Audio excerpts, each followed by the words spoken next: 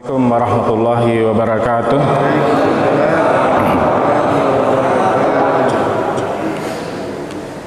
Innal hamdalillah nahmaduhu wa nasta'inuhu wa nastaghfiruh wa na'udzu billahi min syururi anfusina wa min sayyiati a'malina. May yahdihillahu fala mudhillalah wa may yudlil fala hadiyalah. Asyhadu an la ilaha illallah wahdahu la syarikalah wa asyhadu anna Muhammadan abduhu wa rasuluh la nabiyya ba'da. Allahumma salli wa sallim ala nabiyyina Muhammadin sallallahu alaihi wasallam wa ala alihi wa ashabihi wa man tabi'ahum bi ihsani ila yaumiddin.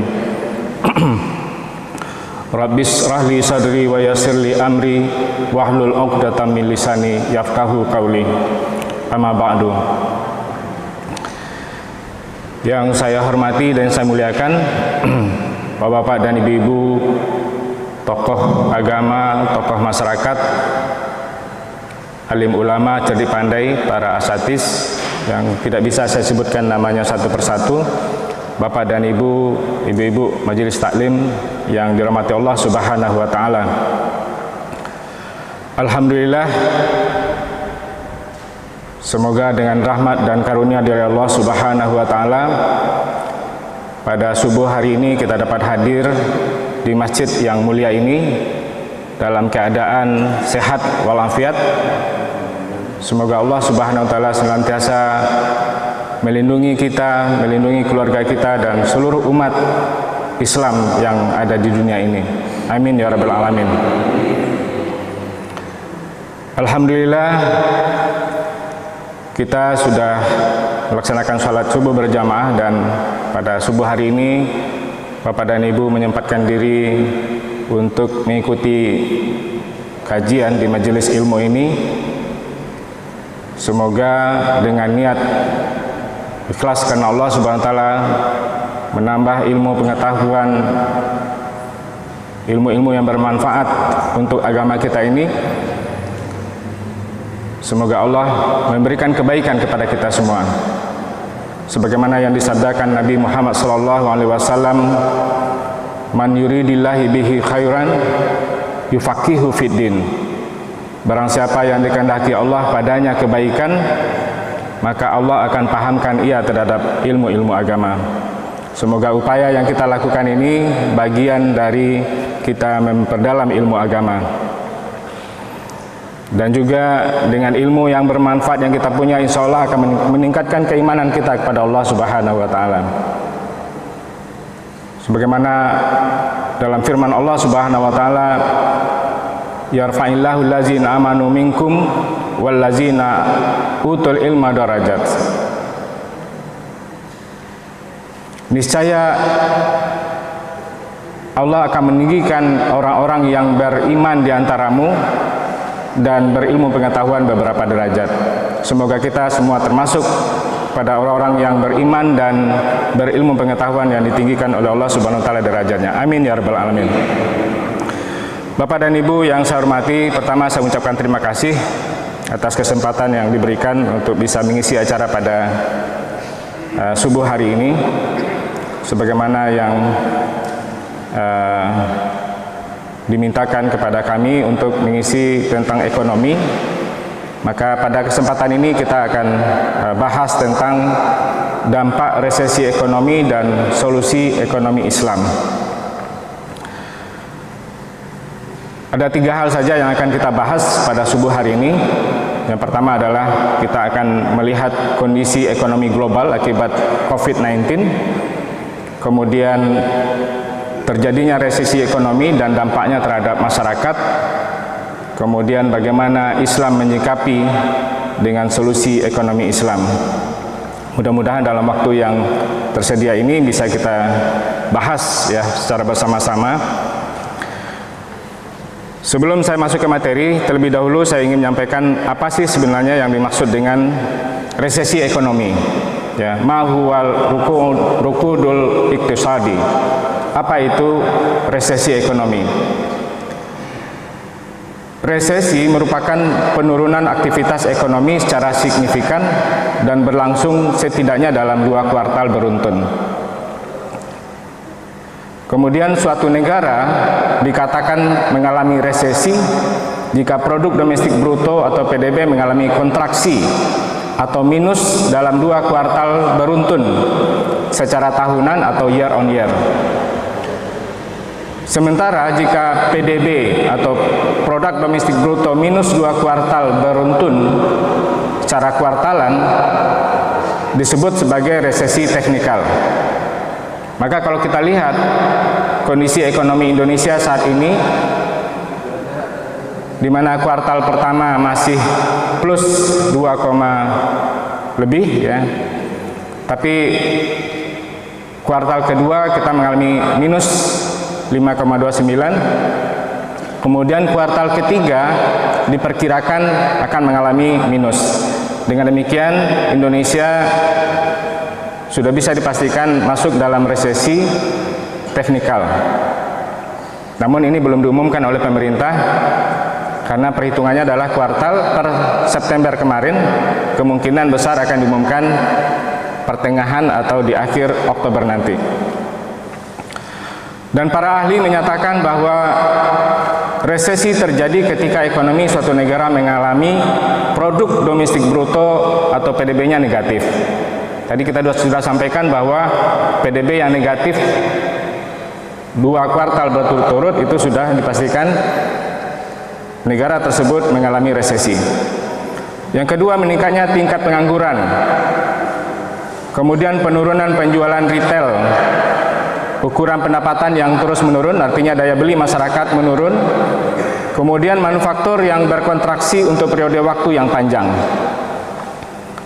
Nah, kalau kita lihat apa itu PDB, produk domestik bruto, kalau dirumuskan adalah konsumsi ditambah investasi, ditambah pengeluaran pemerintah, ditambah ekspor dikurang impor. Power off. Maka kalau Indonesia mengalami resesi atau PDB yang turun atau minus, berarti di beberapa faktor ini yang memungkinkan terjadinya resesi penurunan tersebut ya.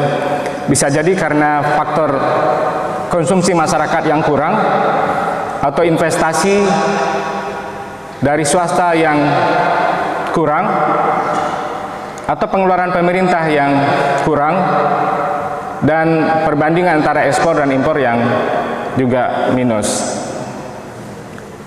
Maka bagaimana mengatasi resesi ini? Kita lihat upaya-upaya yang dilakukan oleh pemerintah kita, bagaimana memotivasi masyarakatnya untuk terus melakukan konsumsi, kemudian negara juga membantu masyarakat atau penduduknya dalam memberikan bantuan-bantuan sosial ya, supaya pengeluaran pemerintah bisa dimanfaatkan oleh masyarakat untuk berbelanja dan lain sebagainya. Ini adalah upaya supaya PDB-nya tidak minus. Nah, kemudian Bapak dan Ibu yang saya hormati, sebagaimana yang kita ketahui bahwa dampak dari COVID-19, wabah virus corona ini juga dialami oleh seluruh negara, dan hampir seluruh negara mengambil suatu sikap kebijakan dalam memitigasi risiko tersebut ya. Melakukan risk response-nya adalah dengan social distancing atau physical distancing.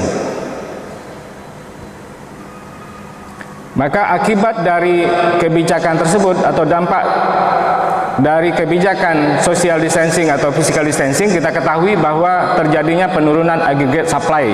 Ya, kalau dalam ekonomi makro kita mengenal bahwa terjadinya penurunan aggregate supply akan menyebabkan berkurangnya produk yang dihasilkan atau kuantiti produk tersebut akan berkurang. Kemudian masyarakat yang stay at home, hanya berdiam diri saja di rumah, itu juga bisa menyebabkan berkurangnya permintaan terhadap produk dan barang atau jasa. Maka ini juga menyebabkan penurunan aggregate demand. Maka terjadinya aggregate demand akan menyebabkan jumlah produk yang dihasilkan berkurang. Kemudian harga-harga bisa mengalami penurunan karena tidak ada pembeli. Maka dengan demikian tidak ada perusahaan yang mau memproduksi barangnya karena selalu mengalami kerugian kalau dia produksi. Maka kita lihat saat ini ya, dampak dari kebijakan-kebijakan untuk memitigasi resiko ini adalah banyaknya usaha-usaha yang tutup, ya, terutama perusahaan yang berkaitan dengan pariwisata karena dibatasinya pergerakan manusia dari suatu daerah ke daerah lain, dari suatu negara ke negara lain. Maka sektor ekonomi di bidang pariwisata juga mengalami penurunan atau kemerosotan. Kemudian juga kita lihat banyak usaha-usaha yang tutup, kemudian mem-PHK karyawannya atau merumahkan karyawannya dan sebagainya. Dan ini juga bisa berakibat kepada supply chain yang terganggu. Karena pergerakan manusia dibatasi, tidak bisa leluasa pergi ke suatu daerah dan lain sebagainya, atau pengiriman barang dan lain sebagainya dibatasi, maka terjadinya gangguan supply chain atau distribusi barang. Kemudian kalau kita perhatikan, kita analisa bahwa yang menjadi penyebab resesi ekonomi itu menurut penelitian terdahulu maupun studi empiris ya yang dilakukan oleh para peneliti, setidaknya ada 3 hal. Yang pertama, karena perilaku buruk manusia di dalam menjalankan ekonomi. Kita ketahui bahwa uang itu adalah alat tukar, tapi ketika uang itu dijadikan sebagai alat komoditi, maka menyebabkan sektor moneter akan lebih besar daripada sektor real. Karena uang bisa dijadikan sebagai alat komoditi yang bisa diperjualbelikan, sehingga kita lihat saat ini ya, terjadinya krisis ekonomi yang ya siklikis ya, berulang ya, dari tahun 1998 yang kita lihat, kemudian 2008 ya, saat ini juga terjadi. Kemudian yang kedua penyebabnya adalah karena salah kelola ekonomi. Bisa karena utang yang terlalu banyak sehingga tidak sanggup negara atau perusahaan membayar kewajiban-kewajibannya karena kemampuan produksi, kemampuan berusahanya kurang. Kemudian bisa disebabkan karena adanya bencana, wabah ya, seperti saat ini yang kita ketahui, corona yang sudah menyebar ke seluruh negara, itu bisa menyebabkan resesi atau bencana alam dan lain sebagainya. Maka kita bisa melihat kondisi ekonomi global saat ini akibat dari COVID-19. Hampir semua negara melaporkan penurunan ekonomi akibat virus yang bermula menyebar di kota Wuhan, Provinsi Hubei, China.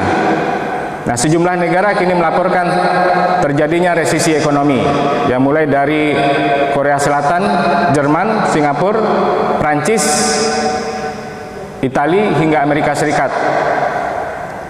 Maka indikator resesi bisa dilihat dari penurunan pada PDB, merosotnya pendapatan real, jumlah lapangan kerja yang berkurang, terjadinya pengangguran, kemudian turunnya penjualan retail dan terpuruknya industri manufaktur.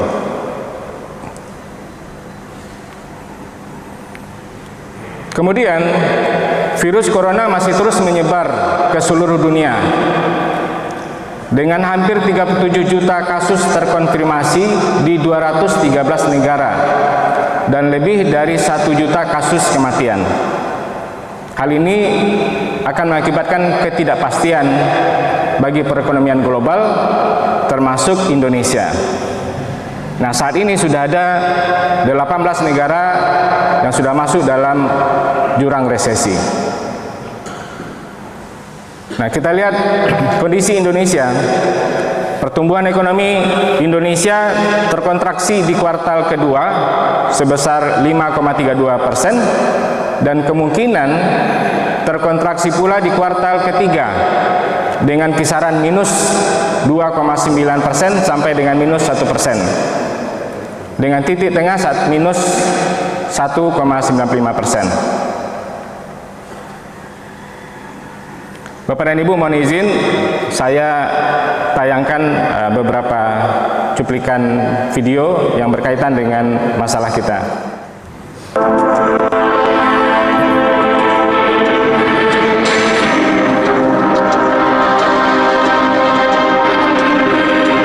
Pandemi COVID-19 tak pandang bulu, negara maju, negara berkembang, semua kena imbasnya. Tak hanya merenggut raga, pagebluk yang bermula menyebar di China, kini sudah menjangkiti 24 juta manusia, termasuk sendi-sendi kehidupannya, salah satunya ekonomi. Berbagai lembaga keuangan dunia ramai-ramai merevisi pertumbuhan ekonomi global. Dari yang semula optimis, masih tumbuh di zona positif, kini kompak meramal ekonomi dunia tahun ini akan berakhir di teritori negatif. Begitu pula dengan ekonomi dalam negeri, sudah tertatih di triwulan kedua hingga finish minus 5,32%. Pemerintah perlu bekerja ekstra keras agar kuartal 3 tidak terhunus terlalu dalam atau setidaknya berakhir di zona nol. Meski demikian, Menteri Keuangan Sri Mulyani sudah memberi isyarat nasib ekonomi negeri di kuartal ini. Untuk kuartal ketiga dan keseluruhan tahun, kalau kita lihat tadi indikator di bulan Juli, kita memang melihat bahwa di kuartal ketiga downside risk-nya ternyata tetap menunjukkan suatu risiko yang nyata. Jadi untuk kuartal ketiga kita outlook-nya adalah antara 0 hingga negatif 2%. Kita lihat karena negatif 2%, tadi pergeseran dari pergerakan yang belum terlihat sangat solid meskipun ada beberapa yang sudah positif. Keseluruhan tahun seperti yang sudah saya tadi sampaikan adalah antara minus 1,1 hingga positif 0,2 untuk tahun 2020. It is now clear that we have entered a recession as bad or worse than in 2009. We do project recovery in 2021. In fact, there may be a sizable rebound, but only if we succeed with containing the virus everywhere and prevent liquidity problems from becoming a solvency issue. Seperti yang diutarakan Direktur Pelaksana IMF, ada syarat agar ekonomi dunia kembali bangkit tahun 2021 mendatang, yakni dunia harus menang melawan corona. Maka tak heran saat ini setiap negara melalui perusahaan bioteknologi hingga farmasi terus mengembangkan vaksin sebagai penawar agar dunia bisa kembali normal. Kini antara optimis dan realistis sungguh beda tipis. Namun selalu ada asa, disertai niat dan upaya karena pertumbuhan ekonomi yang mantap menjadi fundamental bangsa dalam membawa dampak ke segala arah. Tim Liputan CNBC Indonesia.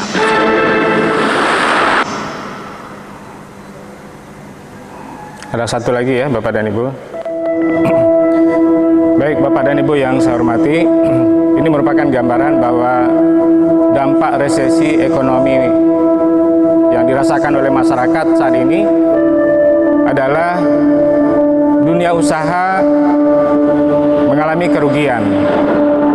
Ya, tadi kita sudah sebutkan karena terjadinya pengaruh demand dan supply, ya, berkurangnya jumlah permintaan barang dan jasa, maka banyak usaha-usaha yang sudah tutup karena mengalami kerugian.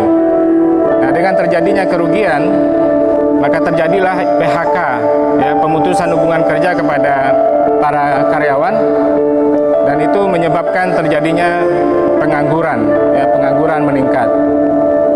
Maka dengan banyaknya pengangguran dikhawatirkan yang kita alami saat ini adalah daya beli masyarakat turun dan angka kemiskinan dipastikan akan mengalami kenaikan. Bapak dan Ibu, kalau sudah angka kemiskinannya terus mengalami kenaikan, maka biasanya akan terjadi atau berdampak pada sosial masyarakat, ya. Maka tingkat kriminalitas juga akan mengalami kenaikan. Maka terjadilah stagnasi. Ya, stagnasi itu tidak hanya inflasi yang naik, tetapi inflasi turun pun bisa menyebabkan resesi. Yang selama ini kita menganggap bahwa terjadinya kenaikan harga, kita menganggap ekonomi itu sedang tidak bagus. Justru sebaliknya juga, kalau terjadi penurunan harga, maka itu juga menunjukkan ekonomi yang tidak baik. Nah, oleh karena itu, dari apa yang kita lihat, kita alami saat ini, tentu kita sebagai umat Islam, umat Muslim, memiliki sikap. Apa tindakan kita dan apa sikap kita menghadapi wabah ini dan juga krisis ekonomi. Islam memandang bahwa apabila terjadi wabah, maka kita harus melakukan penerapan lockdown, ya. Dan ini sunnah Nabi. Berdasarkan hadis Nabi Shallallahu Alaihi Wasallam, "Iza sami'tumut ta'una bil ard, fala tadkhuluha, wa iza waqa'a bil ard wa antum fiha, fala takhruju minha." Muttafaqun alaih. Apabila kalian mendengar wabah taun melanda suatu negeri, maka janganlah kalian memasukinya. Adapun apabila penyakit itu melanda suatu negeri sedangkan kalian ada di dalamnya, maka janganlah kalian keluar dari negeri tersebut. Muttafaqun alaih. Berarti lockdown adalah tindakan yang disunahkan. Kemudian penerapan social distancing. Social distancing diterapkan oleh sahabat Rasulullah Sallallahu Alaihi Wasallam, yaitu Amr bin As. Kisahnya ketika terjadi wabah penyakit melanda kota Syam. Para sejarawan Muslim mencatat sekitar 25.000 sampai 30.000 korban meninggal akibat wabah taun di kota Syam. Dua gubernur, yaitu Abu Ubaidah bin Al-Jarrah dan Mu'adz bin Jabal, meninggal karena wabah. Ketika Amr bin As menjadi gubernur, ia memerintahkan agar kaum muslimin berpencar dan pergi tinggal ke gunung-gunung, saling menjauh satu sama lain. Ini berarti kan social distancing, ya. Amr bin As berkata, "Ayuhan nas, in hazal waja'a iza waqa'a fa innama yasta'ilu astailan nara fatajabbalu minhu fil jibal." Wahai manusia, sesungguhnya wabah ini terjadi seperti api yang menyala. Semakin dahsyat jika bahan bakarnya berkumpul. Hendaknya kalian menyebar tinggal di gunung-gunung. Ini zaman dahulu, ya, zaman para sahabat atau tabi'in juga sudah menerapkan social distancing. Kemudian bagaimana sikap kita juga selaku muslim? Maka kita dianjurkan untuk bersabar. Ya, sebagaimana dalam Al-Qur'an surat Al-Baqarah ayat 155, Allah Subhanahu wa taala berfirman, "Walanabluwannakum bisa'im minal khauf wal ju' wa nafsim minal amwali wal anfusi was samarat wa basyiris sabirin. Allazina iza asabathum musibah qalu inna lillahi wa inna ilaihi raji'un. Ulaika alaihim salawatum mir rabbihim wa rahmah wa ulaika humul muhtadun." Dan sungguh kami berikan cobaan kepadamu dengan sedikit ketakutan, kelaparan, kekurangan harta, jiwa dan buah-buahan. Dan berikanlah berita gembira kepada orang-orang yang sabar. Maka kita selaku umat Islam, selaku umat mukmin dianjurkan untuk bersabar menghadapi wabah maupun kondisi ekonomi kita saat ini. orang-orang, yaitu orang-orang yang apabila ditimpa musibah mereka mengucapkan innalillahi wa inna ilaihi raji'un. Mereka itulah yang mendapat keberkatan yang sempurna dan rahmat dari Tuhan mereka, dan mereka itulah orang-orang yang mendapat petunjuk. Kemudian kita melihat bahwa umat Islam, seorang mukmin senantiasa bersyukur dan bersabar. Keadaan seorang mukmin antara bersyukur dan bersabar digambarkan oleh Rasulullah SAW dari Suhaib. Ia berkata, Rasulullah SAW bersabda, sungguh menakjubkan keadaan seorang mukmin, seluruh urusannya itu baik. Ini tidaklah didapati kecuali pada seorang mukmin. Jika mendapatkan kesenangan, maka ia bersyukur, itu baik baginya. Jika mendapatkan kesusahan, maka ia bersabar, maka itu pun baik baginya. Hadis riwayat Muslim. Kemudian solusi Islam menghadapi kondisi ini adalah kita senantiasa bertawakal kepada Allah Subhanahu wa taala. Dalam surat At-Taghabun ayat 11, Allah Subhanahu wa taala berfirman, ma asaba min musibatin illa biiznillah wa man yu'min billahi yahdi qalbahu wallahu bikulli syai'in alim. Tidaklah ada suatu musibah pun yang menimpa seorang kecuali dengan izin Allah. Dan barang siapa yang beriman kepada Allah, niscaya dia akan memberi petunjuk kepada hatinya, dan Allah Maha mengetahui segala sesuatu. Baik, Bapak dan Ibu yang saya hormati, maka dengan sikap kita seperti tadi, ya, bersabar dan bertawakal dan tetap berusaha bagaimana kita memitigasi resiko-resiko, maka kita dianjurkan untuk terus berusaha. Jangan putus asa. Ya, Rasulullah SAW mengatakan, "Fasta'in bi ihris ala ma yanfa'uk, fasta'in billahi wala ta'jas." Maka bersemangatlah kalian dalam melakukan sesuatu yang bermanfaat. Jangan malas, ya. Itu pesan dari Rasulullah SAW. Jadi kita harus selalu semangat walaupun dalam kondisi yang sulit saat ini. Ekonomi Islam mengajarkan etika bisnis untuk mencapai kehidupan yang falah, yaitu kehidupan yang bahagia di dunia dan juga bahagia di akhirat. Sebagaimana Al-Quran dalam surat Al-Qasas ayat 77, Allah Subhanahu wa taala berfirman, wabtagi fima atakallahu daral akhirah wala tansa nasibaka minad dunya wa ahsin kama ahsanallahu ilaik, dan seterusnya. Jadi raihlah kebahagiaanmu di kampung akhirat dan jangan lupakan hidupmu di dunia ini, dan saling mengasihilah sesama sebagaimana Allah mengasihi kalian. Nah, oleh karena itu sikap kita adalah bagaimana kita saling tolong menolong, ya, sesama kita di dalam menghadapi kondisi saudara-saudara kita. Kemudian membentuk masyarakat dengan tatanan sosial yang solid berdasarkan keadilan dan persaudaraan yang universal. Ya, kita bisa lihat nanti dalam surat Al-Hujarat ayat 13, Al-Maidah ayat 8, Asy-Syu'ara ayat 183. Kemudian mencapai distribusi pendapatan dan kekayaan yang adil dan merata. Ya, ada dalam surat Al-An'am ayat 165, An-Nahl ayat 71, Al-Zukhruf ayat 32. Kemudian menciptakan kebebasan individu dalam konteks kesejahteraan sosial. Ya, kita bisa lihat nanti dalam Al-Quran surat Ar-Ra'du ayat 36 dan Luqman ayat 22. Kemudian solusi ekonomi Islam. Kita mengenal ada 5 prinsip ekonomi Islam. Yang pertama adalah persaudaraan, kedua keadilan, ketiga kemaslahatan, yang keempat adalah keseimbangan, tawazun, dan universalisme atau sumuliyah.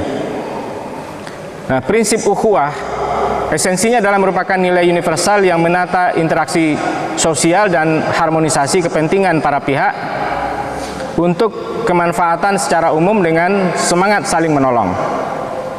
Jadi transaksi syariah atau muamalah itu menjunjung tinggi nilai kebersamaan dalam memperoleh manfaat atau sharing economics, sehingga seseorang itu tidak boleh mendapatkan keuntungan di atas kerugian orang lain. Jadi kita dianjurkan untuk saling tolong menolong, ya.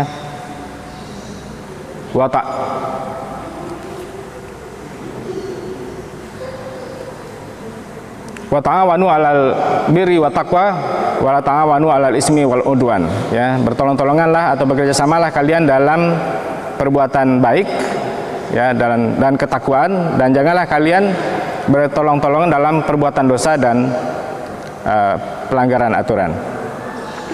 Jadi dalam prinsip ukhuwah ini kita harus saling mengenal, ta'aruf, tafahum, ta'awun, takaful, dan tahaluf.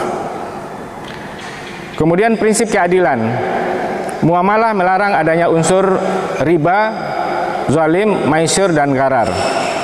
Karena prinsip keadilan adalah esensinya adalah menempatkan sesuatu hanya pada tempatnya dan memberikan sesuatu hanya pada yang berhak, serta memperlakukan sesuatu sesuai dengan posisinya. Kemudian Islam juga menganjurkan adanya prinsip kemaslahatan. Kegiatan ekonomi itu harus mengandung kebaikan dunia dan akhirat, material dan spiritual, individual dan kolektif. Kemudian tidak menimbulkan kemudaratan, ya. Berarti kita harus melakukan segala kegiatan-kegiatan muamalah dengan mematuhi syariah. Kemudian harus memikirkan juga bagaimana manfaatnya. Kemudian ada unsur maqasid syariah, terpeliharanya akidah, keimanan, dan ketakwaan.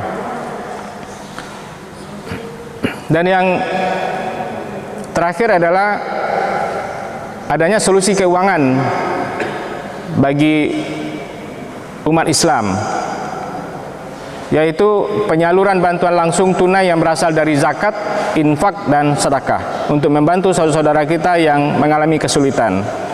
Yang kedua, penguatan wakaf, baik dengan skema wakaf tunai, wakaf produktif, maupun wakaf linked suku, itu perlu kita tingkatkan. Ketiga, bantuan modal usaha unggulan saat krisis, ya. Di tengah-tengah krisis, tidak sedikit sektor usaha atau usaha mikro atau UMKM yang berjuang agar tetap eksis, dan usaha ini sering sulit bertahan karena keterbatasan permodalan. Ini satu cuplikan lagi. Ya.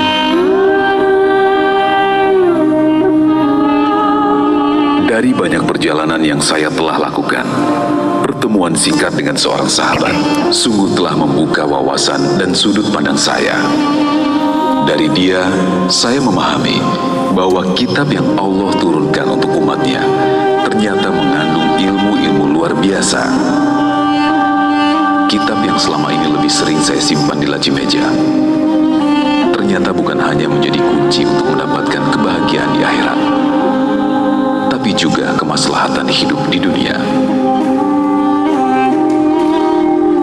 A'udzu billahi minasy syaithanir rajim. Ala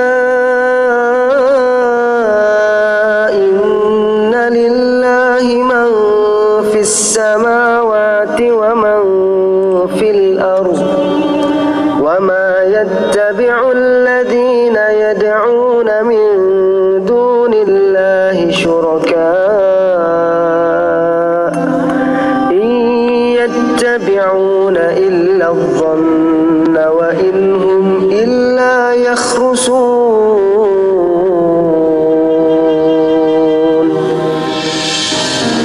Segala sesuatu adalah milik Allah.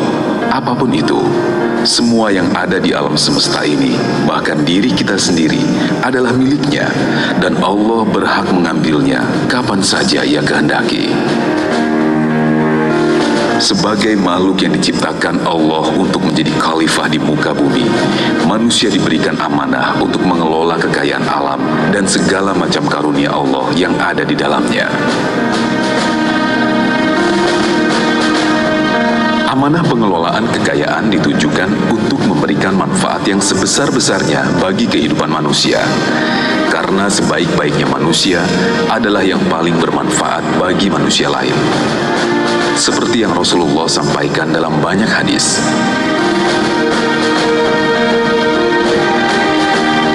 Allah menyatakan bahwa manusia diciptakan dengan rasa cinta pada wanita, anak, dan harta benda.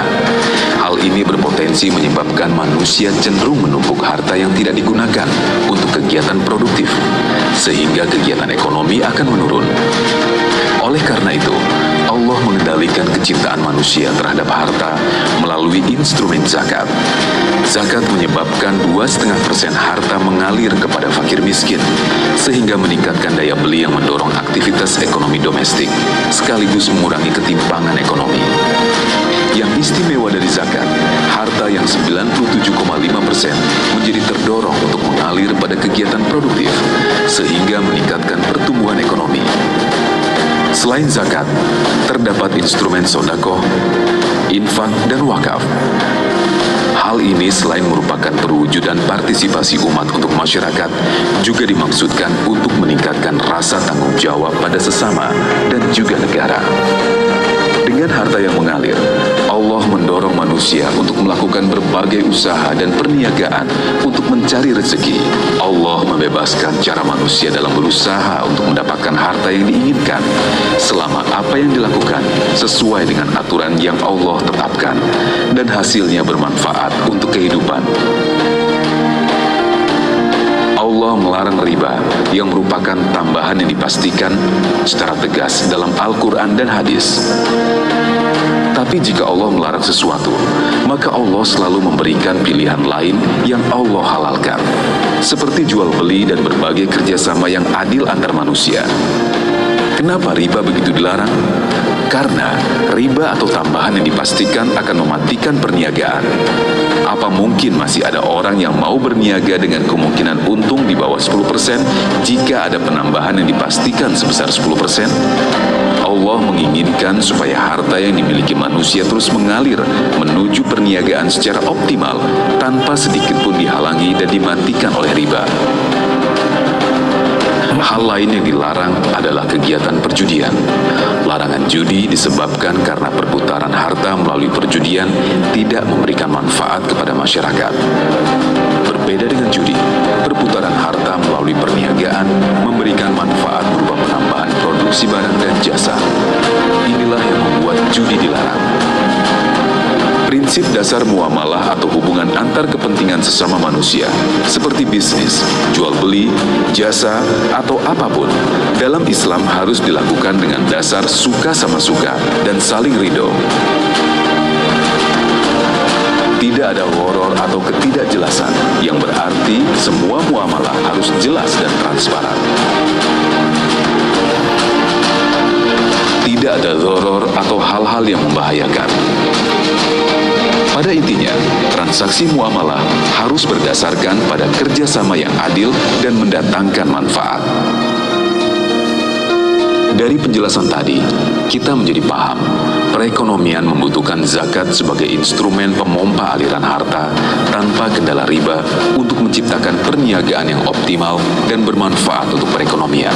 Sama halnya dengan tubuh manusia yang membutuhkan jantung untuk memompa darah dan mengalirkannya secara optimal tanpa kendala.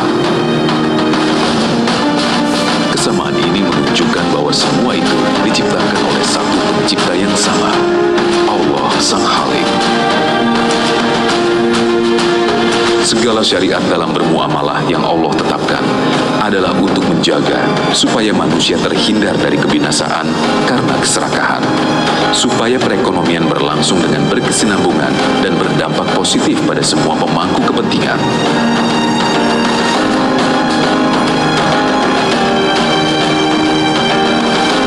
Begitu sempurna segala aturan yang Allah turunkan, karena Allah Maha menyayangi hamba-hambanya.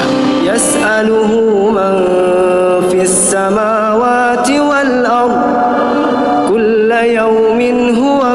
شأن فبأي آلاء ربكما تكذبان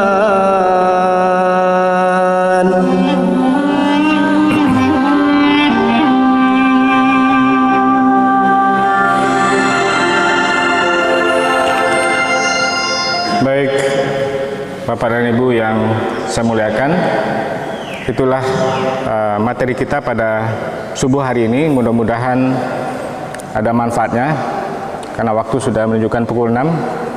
Ya, saya serahkan lagi kepada Ustadz. Silakan Ustadz. Waalaikumsalam warahmatullahi wabarakatuh. Terima kasih Pak Ustadz Idris yang sudah memberikan wawasan tentang kondisi saat ini yang ada. Ingin menanyakan apakah perbedaan krisis ekonomi dengan resesi ekonomi. Jadi kalau tahun 98 itu kita tahun 88 yang terakhir krisis moneternya. Tapi kalau kita lihat dari satu sisi yang paling rentan dengan krisis ekonominya adalah masyarakat perkotaan.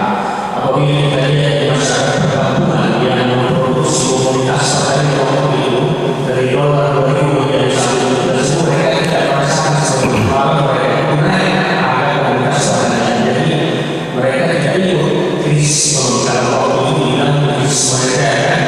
Jadi sekarang ada resesi ekonomi. Jadi kalau kita lihat resesi ekonomi yang banyak di negara-negara kita sambung terjadi kontraksi ekonomi sampai 40%, kalau di posisi 0% di kontraksi ekonomi yang Indonesia. Apakah ini bukan merupakan krisis atau resesi ekonomi? Karena saya lihat di saat yang pandemi COVID ini, saya lihat masyarakat di kampung tidak begitu terkena dampak dari mata resesi ekonomi, karena mereka menghasilkan produk komoditas pertanian yang bisa memenuhi kebutuhan dasar manusia itu semua. Jadi kalau kita misalnya ada modal investasi di dalam produk pertanian, misalnya tidak begitu merasakan. Jadi yang paling merasakan itu sebetulnya di masyarakat perkotaan yang mempunyai usaha di sektor jasa perdagangan. Nah, jadi mereka yang di luar perdagangan yang di luar kebutuhan dasar manusia yang terkena. Jadi kalau mereka berdagang pada sektor-sektor kebutuhan manusia selaku kebutuhan dasarnya tidak begitu terkena. Dilihat kalau lihat solusi sebenarnya pada saat ini untuk menghadapi COVID ini, yang pertama kalau sistemnya bisa bertahan memenuhi kebutuhan dasar selaku sistem kita ekonomi bertahan saat ini.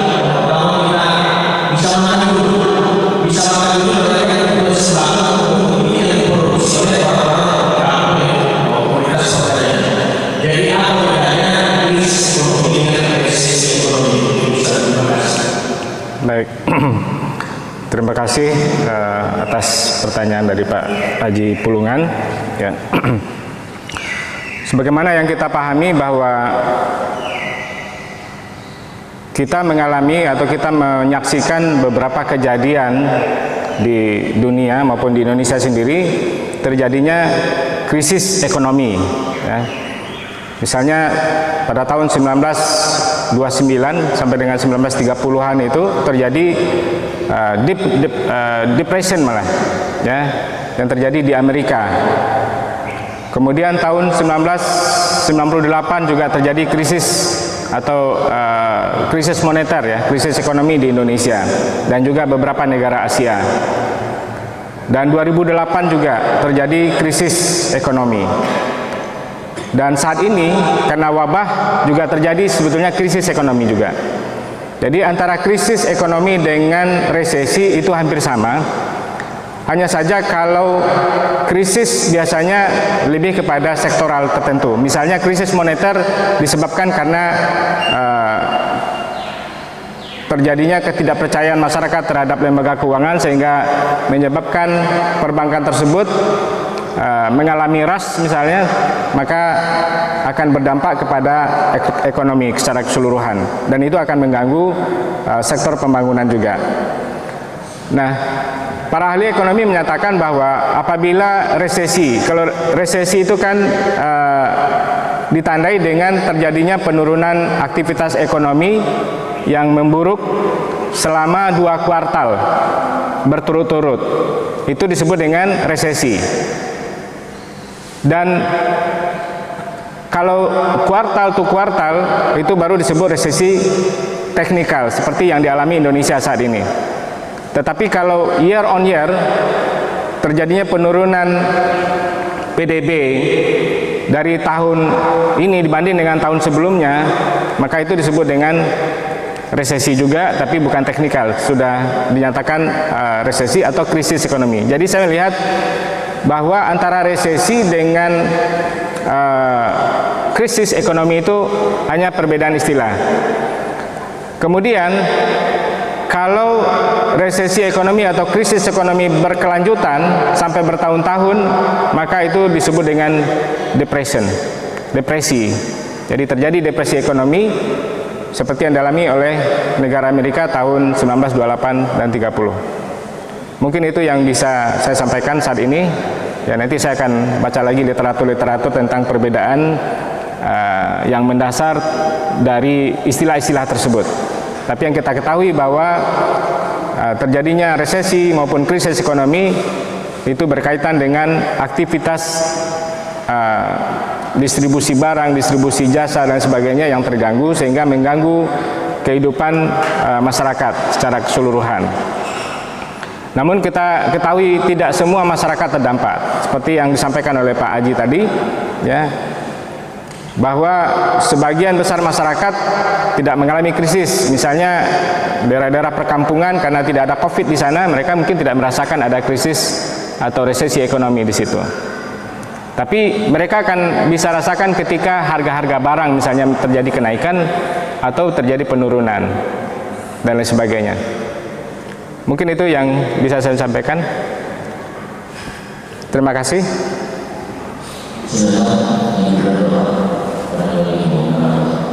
Ya.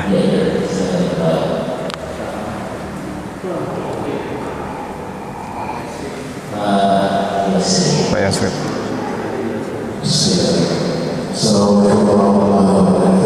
Waalaikumsalam warahmatullahi wabarakatuh.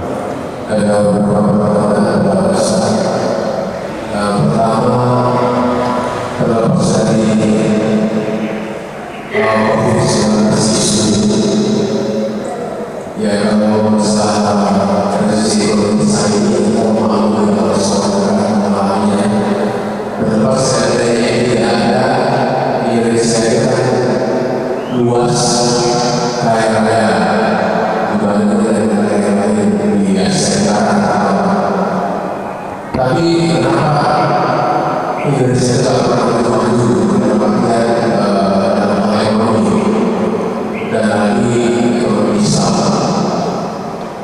Ini dari kaca Pak Ustaz ini betul-betul negara ini sudah dikuasai kapitalis asing,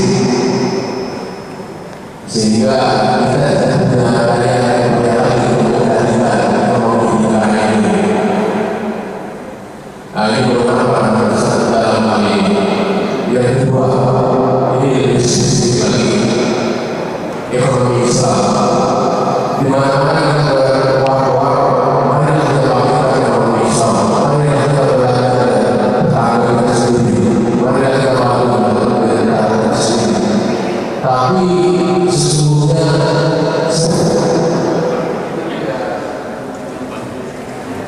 saya nggak matikan, Pak.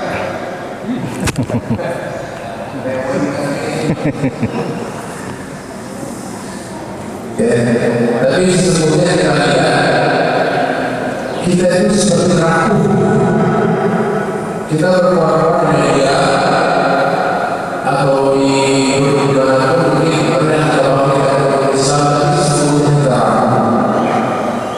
Salah satu pelakunya adalah ya kita tahu semua buah ini mungkin kebangkitan Islam yang mungkin kita inginkan semuanya tanpa melihat perbedaan. Tapi dalam beberapa dasar perjalanan itu tidak maksimal, bahkan ada yang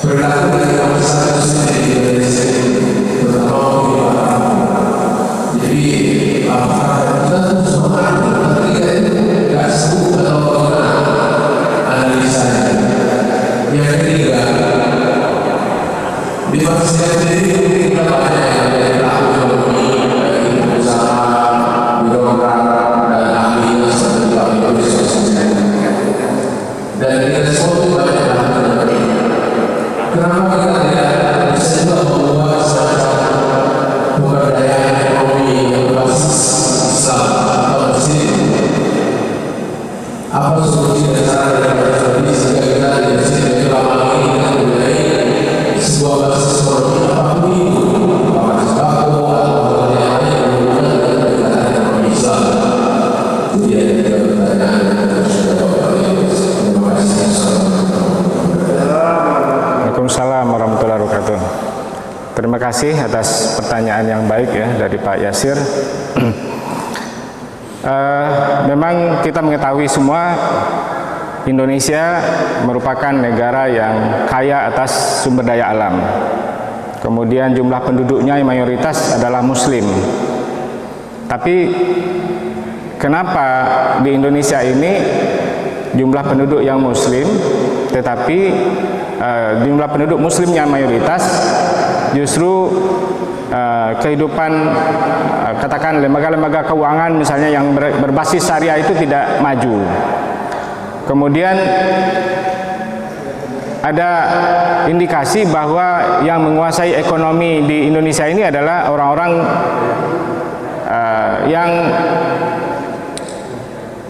minoritas, katakan begitu. Nah, kenapa umat Islam tidak berperan di situ? Nah, kita melihat bahwa dengan sumber daya alam yang cukup besar sebenarnya sudah bisa menciptakan penduduk Indonesia ini makmur dan sejahtera. Namun karena, nah ini analisa pribadi ya, karena ekonomi dikelola dengan cara-cara yang kapitalis ya, yang hanya mengutamakan orang-orang yang memiliki modal besar untuk bisa mengelola.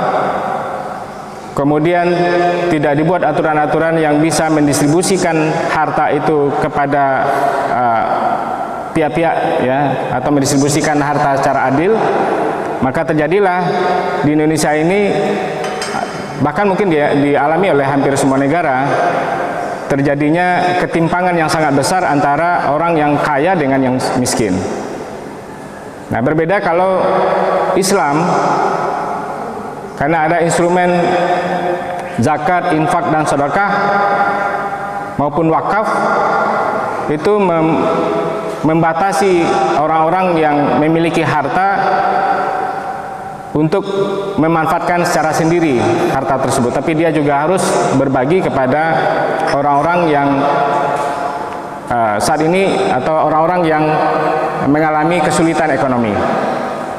Itu salah satu penyebabnya kalau menurut saya adalah karena pengelolaan ekonomi tersebut hanya diberikan kepada orang-orang yang memiliki kekuatan modal yang besar, sementara distribusi kekayaan tersebut tidak merata atau tidak adil dan cenderung melakukan eksploitasi terhadap orang-orang yang lemah. Kemudian pertanyaan kedua adalah kenapa unit-unit ekonomi yang dibuat oleh umat Islam itu tidak berjalan dengan baik. Ya, tadi dicontohkan adalah 212 Mat. Kalau kita analisa 212 Mat atau beberapa usaha yang dibuat oleh umat Islam dengan giroh meningkatkan ekonomi, itu juga sudah cukup banyak ya. Selain 212 juga ada beberapa unit usaha yang dibuat secara bersama-sama dengan berbasis kepada komunitas. Satu usaha dibiayai secara syirkah atau musyarakah dengan banyak orang. Sejatinya usaha ini harusnya lebih maju karena dimiliki oleh orang-orang yang cukup banyak. Kemudian dia bisa menjadi konsumen terhadap usaha yang dirintis. Tapi kenyataannya 212 Mat misalnya, yang saya lihat adalah kurangnya loyalitas dari komunitas tersebut. Karena sebagian orang-orang yang memiliki atau menjadi owner dari bisnis tersebut ternyata tidak loyal juga untuk mengembangkan usaha yang dirintis atau dibuat. Kemudian tidak ada kekompakan atau kurang kompaknya beberapa unit bisnis yang dibuat. Di 212 Mat itu kan ada beberapa lokasi. Ya, mereka ternyata juga tidak bersatu untuk mengadakan atau namanya bersatu untuk mengadakan pembelian barang-barang barang dagang. Jadi masing-masing membeli barang dagangan tersendiri-sendiri, dan itu menyebabkan harga yang tinggi. Nah, dengan harga tinggi sulit untuk dijual, menyaingi usaha-usaha yang memiliki modal besar atau usaha-usaha yang selama ini ya sudah ada, karena 21 Rumah juga baru berdiri. Kemudian yang tak kalah pentingnya adalah kurangnya kesadaran dari masyarakat muslim sendiri untuk berbelanja kepada orang-orang muslim. Ya, masih berpikir untung dan rugi. Ya, sementara ukhuwah Islamiyah itu mengajarkan kita bagaimana kita bisa membantu sesama muslim supaya usaha-usaha yang dikembangkan oleh muslim itu bisa berjalan dengan baik. Ya. Kemudian apalagi tadi ya Pak? Yang ketiga, oh ya, di Marselia. Nah, saya pikir nanti Pak RW, Pak Ketua DKM, Pak Sigit ya bisa menambahkan. Saya pikir karena jumlah penduduk muslim di Marselia cukup banyak, ya. Kalau kita kompak sebenarnya bisa kita membuat suatu unit, ya, unit bisnis yang berkaitan, yang berbasis masjid lah. Karena berapa rencana yang kita dulu pernah lontarkan itu ternyata juga tidak mendapatkan dukungan dari banyak jemaah. Jadi saya pikir kita bisa mulai minimal untuk biaya-biaya operasional masjid ini bisa diperoleh ya dari unit yang diciptakan oleh masjid misalnya. Ya, kita bisa buka misalnya dengan sumber dana wakaf, ya. Kita tawarkan kepada para jemaah kita untuk berwakaf uang, wakaf tunai, untuk mendirikan sebuah unit usaha. Ya, bisa kita buat 2 porsi, ya, misalnya yang satu dihitung sebagai bisnis dan sebagian dianggap sebagai wakafnya para jemaah. Jadi ada 2 opsi, misalnya katakan jemaah ingin berwakaf 1 juta, namun dia juga ingin berbisnis 10 juta. Berarti dia setor misalnya 11 juta untuk usaha, tapi 1 juta dianggap wakaf, 10 juta merupakan setoran modal. Nah, kalau ini bisa kita jalankan, saya pikir dengan kekompakan dan ukhuwah Islamiyah kita yang ada di komplek ini, insya Allah bisa berjalan dengan baik. Mungkin itu kira-kira Pak Yasir. Ya, saya mohon maaf atas segala kesalahan yang dalam penyampaian. Saya akhiri dakwah ini. Wabillahi taufiq wal hidayah. Assalamualaikum warahmatullahi wabarakatuh.